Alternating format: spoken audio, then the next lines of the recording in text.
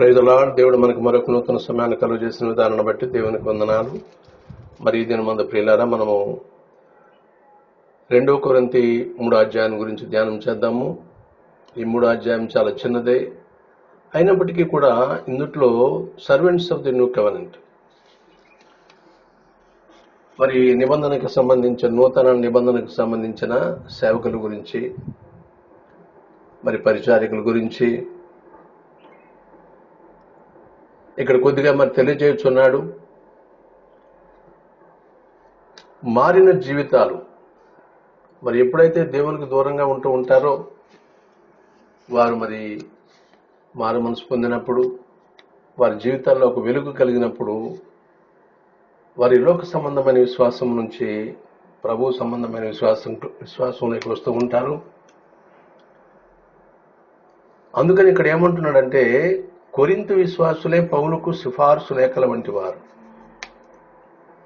చూడండి, కొరింథు విశ్వాసులే, ఎవరైతే కొరింథులో ఉంటూ యేసుక్రీస్తు వారిని విశ్వసించున్నారో వారంతా పౌలుకు సిఫార్సు లేఖల వంటి వారు. సిఫార్సు అంటే ఏమిటి? ఎప్పుడైనా ఒక వ్యక్తికి సంబంధించి మేలు జరగాలంటే అతని గురించి మరొకరు ఇతను ఫలానా మంచివాడు అని ఒక రకమైన ప్యాడింగ్తో పంపిస్తూ ఉంటారు. అదిగో అలాంటి సిఫార్సు లేఖ వంటి వారు అంటున్నాడు. ఎవరు? ఈయన కొరింథులో పరిచర్య చేశాడు కాబట్టి మరి కొరింథులో అన్న విశ్వాసులందరూ కూడా మరి పౌలు గారికి సిఫార్సు లేఖల వంటి వారు. ఏలైనగా పౌలు ఇతర సేవకులు కొరింథు విశ్వాసులలో దేవుడు జరిగించిన పనిని బట్టి వారిని అతి ప్రియంగా ఎంచారు. మరి ఇతర సేవకులు కొరింథు విశ్వాసులలో దేవుడు జరిగించిన పనిని బట్టి వారిని అతి ప్రియులుగా ఎంచారు. ప్రియులుగా ఎంచడం అంటే ఏమిటంటే, దేవుడు వారి పట్ల చేసిన క్రియలను బట్టి, అక్కడ ఉంటున్న ఆచారాన్ని బట్టి, ఆ యొక్క ప్రాచీన స్వభావం నుంచి నూతన స్వభావంలోనికి మార్చి వారందరూ దేవుని యొక్క స్వభావంలోనికి, దేవుని యొక్క బిడ్డల స్వభావంలోనికి వచ్చి సంఘంలో నడిపించు పౌలు చేత ఉన్నారు కాబట్టి మాట వాడుతూ ఉన్నాడు ఇక్కడ. అందుకే 1 కొరింథీ 9:2 ఏమంటున్నాడంటే, ఇతరులకు నేను అపోస్తలుడను కాకపోయినా మీ మట్టుకైనను అపోస్తలుడై ఉన్నాను. మరి అక్కడ వారు ఆదరించిన విధానమును బట్టి పౌలు గారు ఎలా అంటున్నాడు చూడండి. ఇతరులకు నేను అపోస్తలుడను కాకపోయినా, ఎందుకంటే చాలా మంది జట్లు కట్టి పౌలు గారికి వ్యతిరేకముగా అక్కడ ముందుకు వస్తున్నారు కాబట్టి వారిని ఉద్దేశించి మాట్లాడుచున్నాడు. ఇతరులకు నేను అపోస్తలుడను కాకపోయినా మీ మట్టుకైనను అపోస్తలుడై ఉన్నాను. ఇంకా ఏమంటున్నాడంటే, రాతి పలక మీద గాని సిరాతో గాని వ్రాయబడక మెత్తని హృదయములు అను పలక మీద జీవమగల దేవుని ఆత్మతో మా పరిచర్య మూలముగా వ్రాయబడిన క్రీస్తు పత్రిక అయి ఉన్నారని మీరు తేటపరచబడుచున్నారు. మరి ఎట్లాంటి శైలిలో వాడాడు చూడండి. రాతి పలక మీద గాని సిరాతో గాని రాయబడక మెత్తని హృదయములు అను పలక మీద జీవముగల దేవుని ఆత్మతో రాయబడిన వారు. అంటే మరి ఎవరెవరైతే దేవుళ్ళలోనికి వచ్చి ఉన్నారో పాపముల నుంచి, వారిని ఇంత చక్కగా ఇక్కడ అభివర్ణిస్తూ ఉన్నాడు. క్రీస్తు ద్వారా దేవుని ఎడల మాకెట్టి నమ్మకం కలదు అన్నది ఇక్కడ తెలుపుతూ ఉన్నాడు. మా వలన ఏదైనా అయినట్టుగా ఆలోచించుట హక్కు మా అంతటా మేమే సమర్థులమని కాదు, సామర్థ్యము దేవుని వలననే కలిగినది. మా వలన ఏదైనా అయినట్లుగా ఆలోచించుటకు మా అంతటా మేమే సమర్థులము కాదు. మాకుగా మేము ఇది చేయగలిగాము, మేమే చేసామని చెప్పడానికి కావలసిన సామర్థ్యం మాకు లేదు. అంతా దేవుని వలనే కలిగినది. మరి దీనికి సంబంధించి జాన్ 15:5 ఏమంటాడంటే, ద్రాక్షావళిని నేను, తీగల మీరు, ఎవడు నా యందు నిలిచి ఉండునో నేను ఎవని యందు నిలిచి ఉండునో వాడు బహుగా ఫలించు. మనం ఎప్పుడైనా సరే దేవుని యందు ఆధారపడినప్పుడు, మనం దేవుని మీద ఆధారపడ్డాం కాబట్టి దేవుడు మన యందు ఆయన కృప చూపుతూ ఉంటాడు. అందుకనే ద్రాక్షావళిని నేను, తీగల మీరు, ఎవడు నా యందు నిలిచి ఉండునో నేను ఎవరి యందు నిలిచి ఉండును. ఇదంతా వైస్ వర్సా. దేవుని యందు మనం ఆధారపడినప్పుడు దేవుడు మన యందు ఉంటూ ఉంటాడు. మరి దేవుడు మన యందు ఉంటూ ఉన్నప్పుడు మనం బహుగా ఫలించే వారముగా ఉంటాము. నాకు వేరుగా ఉండి మీరేమీ చేయలేరు, నాకు వేరుగా ఉండి మీరేమీ చేయలేరని చెప్పి ఇక్కడ తెలియజేస్తున్నాడు. మరి 1 కొరింథీ 3:5 కూడా ఒక చక్కని మాట అంటున్నాడు. ఒక్కొక్కరికి ప్రభువు అనుగ్రహించిన ప్రకారము వారి ద్వారా మీరు విశ్వసించుతారు. ఒక్కొక్కరికి ప్రభు అనుగ్రహించిన ప్రకారము, ఎవరెవరికైతే దేవుడు వారి యొక్క విశ్వాసమును బట్టి కృప అనుగ్రహిస్తాడో ఆ ప్రకారము వారి ద్వారా మీరు విశ్వసించుతారు. నేను నాటితని, అపొల్లో నీళ్ళు పోసి ఉన్నాడు, వృద్ధి కలుగు చేసిన వాడు దేవుడే. చూడండి, నాటితని నేను, పౌలు గారు వచ్చి ఎంతో ప్రయాసపడి అక్కడ సంఘమును కట్టుట, విశ్వాసులను మరి లేపటం, తయారు చేయటం. నేను నాటితని, అపొల్లో నీళ్లు పోసి ఉన్నాడు. అపోలో కానివ్వండి, ప్రిస్కిల్లా కానివ్వండి, అకులా కానివ్వండి, ఎవరైనా కానివ్వండి, ఆయన శిష్యులుగా ఉంటున్న వారు ఏం చేస్తూ ఉంటారు? అక్కడ వచ్చి సహాయం చేస్తూ ఉంటారు. నీళ్ళు పోయేటువంటి ఏంటి? సహాయకారులుగా ఉండటం. వృద్ధి కలుగు చేసిన వాడు దేవుడే. నేను చేసిన మొక్కకు మీరు నీరు పోసినా అది ఫలించి అభివృద్ధిలాగా చేయగలిగేది దేవుడు ఒక్కడే. కాబట్టి ఏమంటున్నాడు? వృద్ధి కలుగు చేసిన వాడు దేవుడే అంటున్నాడు.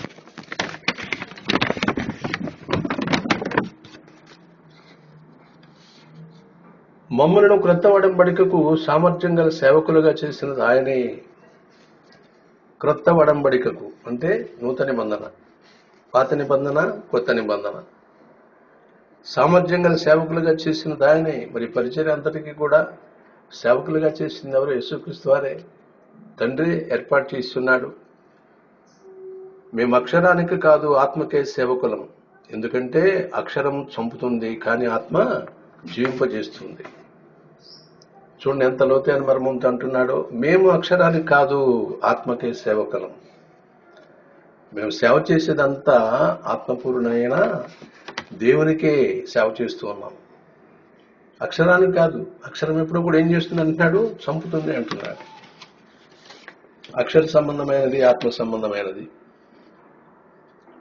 అక్షరం చంపేదిగా ఉంటుంది, ఆత్మ జీవింపజేసేదిగా ఉంటుంది. మరి ఇందులో మరి ఒకసారి చూసినప్పుడు పౌలు గారు పాత నిబంధనకు కొత్త నిబంధనకు ఉన్న వ్యత్యాసాలు కూడా ఇక్కడ తెలియజేస్తూ ఉన్నాడు. అంటే మమ్ములను కొత్త ఒడంబడికకు సామర్థ్యం గల సేవకులుగా చేసింది ఆయనే. అంటే పౌలు ఏమంటున్నాడు ఇక్కడ? మేము ఆత్మకే సేవకులం గాని అక్షరమునకు కాదు. కొత్త ఒడంబడిక ఆత్మ సంబంధమైనది. మేము ఆత్మకే సేవకులం గాని అక్షరమునకు కాదు. అక్షర సంబంధమైనది అది దేవునికి విరుద్ధమైనది, ఆత్మ సంబంధమైనది దేవునికి సంబంధించినది. ఇక్కడ మరి 2 విషయాలు ఏం తెలియజేస్తున్నాయంటే, పాత నిబంధన మరణాన్ని తెచ్చిన పరిచర్య, కొత్త నిబంధన జీవాన్ని తెచ్చిన పరిచర్య. పాత నిబంధన అంతా కూడా రాతి ఫలకల మీద వ్రాయబడిన గ్రంథం అది. కొత్త నిబంధన అంతా కూడా మనుషుల హృదయాలపై వ్రాయబడినది. ఇదంతా కూడా ఏంటంటే జీవాన్ని తెచ్చిన పరిచర్య, యేసుక్రీస్తు వారి ద్వారా కలిగినది ఇది. అందుకని న్యూ టెస్టిమెంట్ ఓల్డ్ టెస్టిమెంట్ కి దీనికి సింపుల్ గా ఇక్కడ తెలియజేస్తున్నాడు. ఇంకా ఏమంటున్నాడంటే, పాత నిబంధన మనుష్యులను నేరస్తులుగా తీర్చే పరిచర్య, పాత నిబంధన మనుషులను నేరస్తులుగా తీర్చే పరిచర్య. అది అక్షర సంబంధమైనది కాబట్టి అక్షర సంబంధమైన దోషం అక్కడ మీదికి వస్తూ ఉంటుంది. కొత్త నిబంధన మనుషులను నిర్దోషులుగా తీర్చే పరిచర్య. ఇది ఆత్మ సంబంధమైనది కాబట్టి ఇది నిర్దోషులుగా చేసే పరిచర్య. రెండు మాటలు తెలియచేస్తున్నాడు, ఓల్డ్ టెస్టిమెంట్, న్యూ టెస్టిమెంట్. అక్షరం ఎప్పుడు కూడా నేనేం చేస్తుంది? అప్పగిస్తూ ఉంటుంది దోషమును బట్టి. ఆత్మ ఏం చేస్తూ ఉంటుంది? నీ దోషమును క్షమించేదిగా ఉంటుంది. అందుకనే ఓల్డ్ టెస్టిమెంట్కి న్యూ టెస్టిమెంట్కి రెండు మాటలు చెప్పినాడు అక్కడ.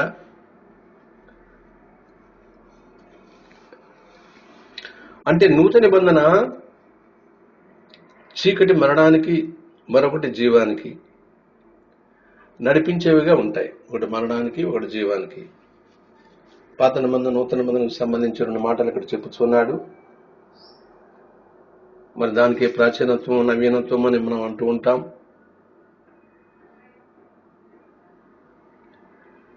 ఇంకా ఏమంటున్నాడంటే, పాతదానికి కొంత మహిమ ఉన్నప్పటికీ క్రొత్త దానికి మరెంతో ఎక్కువ మహిమ ఉన్నది.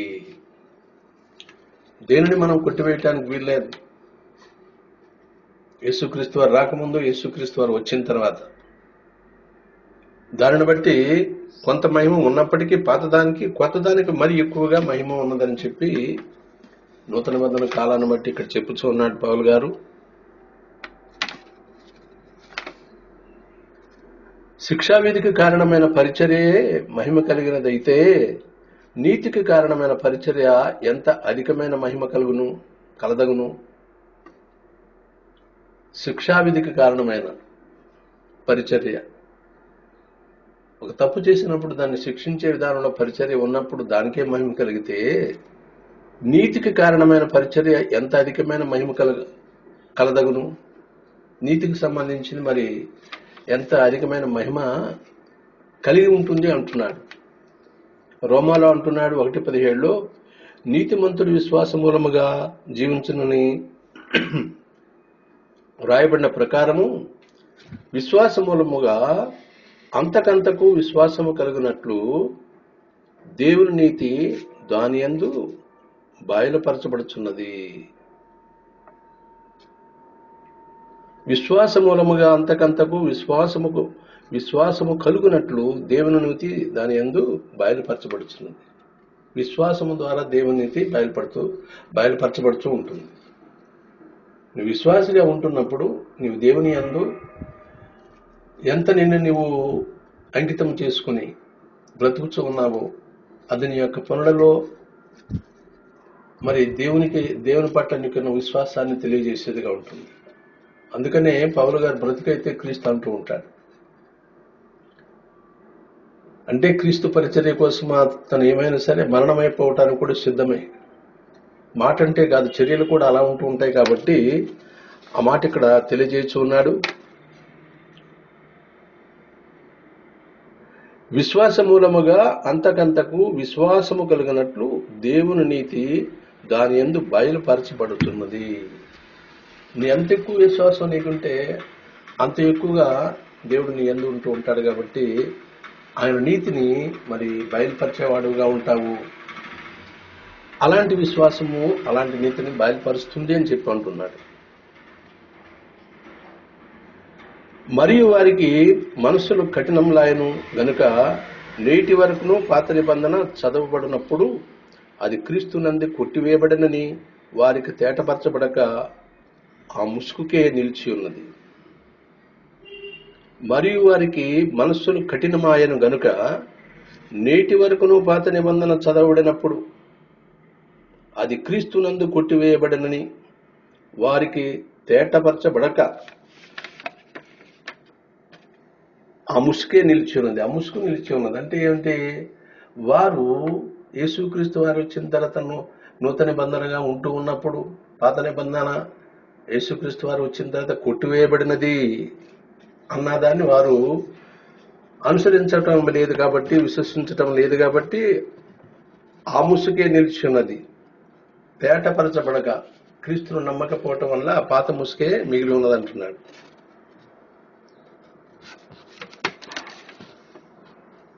ఇంకా ఏమంటున్నాడంటే, వారు కన్నులతో చూచి చెవులతో విని హృదయములతో గ్రహించి మనసు మార్చుకుని స్వస్థత పొందకపోవునట్లు ఈ జనుల హృదయము కురుబు చేసి వారి చెవులు మందపరిచి వారి కన్నులు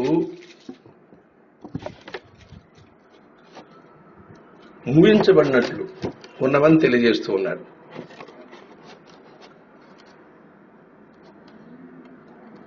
మరి 15వ వచనంలో ఏమంటున్నాడంటే, నేటి వరకును మోషే గ్రంథము వారు చదువుచున్నప్పుడల్లా ముసుగు వారి హృదయముల మీద ఉన్నది, కానీ వారి హృదయము ప్రభు వైపునకు ఎప్పుడు తిరుగునో అప్పుడు ముసుగు తీసివేయబడను. 2 మాటలు తెచ్చాడు చూడండి. ఎప్పుడైతే పాత నిబంధన అంటూ ఉన్నప్పుడు నువ్వు ఇంకా ఆ ముసుగులో నుంచి బయటకు రాలా. నేటి వరకు కూడా ఉంది అంటున్నాడు.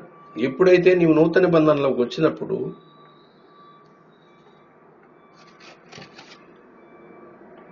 నేటి వరకు మోషే గ్రంథము వారు చదువునప్పుడల్లా ముసుగు వారి హృదయముల మీద ఉన్నది. ముసుగు ఉన్నది కాబట్టి అసలైన సత్యాన్ని, ఆత్మీయ సత్యాన్ని వారు తెలుసుకునే స్థితిలో లేరు. కానీ వారి హృదయము ప్రభు వైపునకు ఎప్పుడు తిరుగునో, యేసుక్రీస్తు వారు తండ్రి కుమారుడిగా వచ్చి ఈ లోకం యొక్క పాపము నిమిత్తము తన యొక్క రక్తమును చిందించి లోకం యొక్క పాపమునకు పరిహారార్థముగా బలి అయిపోయాడన్న విశ్వాసము నీలో ఉన్నప్పుడు వారి హృదయము ప్రభు వైపునకు ఎప్పుడు తిరుగునో అప్పుడు ముసుగు తీసివేయబడి, అది నీ విశ్వసించినప్పుడు నీలో ఉన్న ఆ ప్రాచీనత్వమైన ముసుగు తీసివేయబడుతుంది అంటున్నాడు. కాబట్టి ప్రియులారా, ఏంటంటే ఇవన్నీ కూడా ఒక్కొక్క వచనాన్ని గురించే మనం పెద్ద పెద్ద మెసేజ్గా చెప్పుకోవచ్చు. కానీ ఈ అధ్యాయం అంతటిలో కూడా ముఖ్యమైన కొన్ని విషయాలు ఇక్కడ మాట్లాడుకుందాం. మరి అందులో మారిన జీవితాలు అంటే పాత నిబంధన, కొత్త నిబంధన. పాత నిబంధన దగ్గర నుంచి మరి నూతన నిబంధనలోనికి మనల్ని మార్చి దేవునికి బిడ్డలుగా చేయటానికి యేసుక్రీస్తు వారు వచ్చి ఆయన యొక్క పరిశుద్ధ రక్తము శిలువ మీద చిందించి ఉన్నాడు. కాబట్టి మనమంతా కూడా నూతన నిబంధనకు సంబంధించిన వ్యక్తులము. దాన్ని విశ్వసించి ముందుకు పోయినప్పుడు అది దేవుడు ఆశీర్వదించేవాడిగా ఉంటాడు. మనము సర్వెంట్స్ ఆఫ్ ది గాడ్ లాగా మనం ఉంటాము. కాబట్టి ప్రియులారా, ఈ చిన్న వాక్యమును దేవుడు దీవించును గాక. ఆమేన్, ఆమేన్.